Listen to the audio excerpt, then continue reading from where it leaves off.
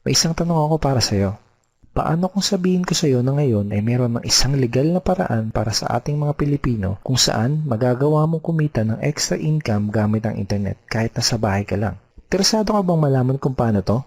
Kung oo ang sagot mo, ituturo ko sa iyo ng maigi paano ka kikita ng extra income gamit ang internet tulad ko at ng mga kaibigan ko kahit nandyan ka lang sa bahay mo o kahit nasa internet shop ka lang. Bago ang lahat, may gusto muna akong ikwento sa iyo. Sigurado ngayon mo palang ito maririnig. 8 months ago, bandang 3:30 ng hapon, dalawang magkaibigan ang sabay na gumawa ng sarili nilang Facebook account. Ito ay sila Paul at si Eric. Bukod dito, madami pang pareho sa dalawang magkaibigan na to.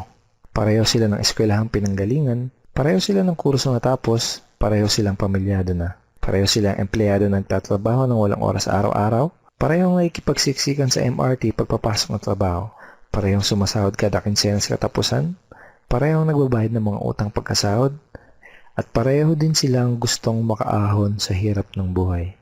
Pagkalipas ng ilang buwan, nagka-chat uli sa Facebook ang dalawang magkaibigan.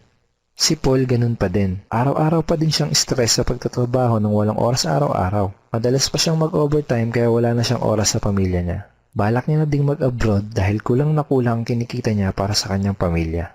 Nalulungkot man siyang umalis dahil ayaw niyang malayo sa pamilya niya pero wala siyang choice kung hindi magsakripisyo.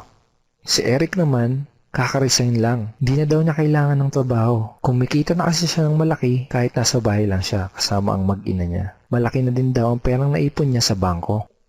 Gusto mo bang malaman kung anong pinagkaiba nila? Si Paul gumagastos at nag-aaksaya lang ng oras sa tuwing mag-i-internet. Si Eric naman, ginamit niya ang Facebook at internet para kumita at magnegosyo. May tanong uli ako sa'yo. Gumagamit ka din ba ng computer para mag-Facebook at mag-internet?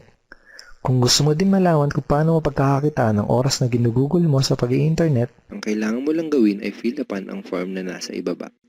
ito ang ilan sa mga ordinaryong Pinoy na katulad mo na nagkaresulta, kumikita gamit ang internet.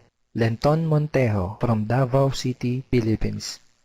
I earned $1,200 in 7 weeks. Jeff Perez from Quezon City, Philippines. An ordinary guy like me has earned over $4,000 in 2 months.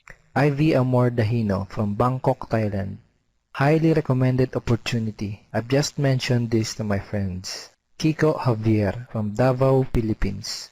I'm now averaging about $700 per month since I started this. Reden Kakista, Riyadh, Saudi Arabia.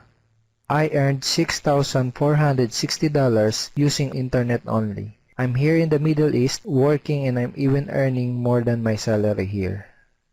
Nakakatuwa, di ba? Nung una, naniwala lang sila at sumubok. Ang maganda, pwede ding mangyari sa iyo mga to. Kung gusto mo na ding matutunan kung paano o kikita gamit ang internet, ang kailangan mo lang gawin ay fill upan ang form na nasa ibaba. At ipapadala ko sa email mo ang video na magtuturo sa iyo kung paano ka kikita katulad namin. Go ahead and fill up the form below now.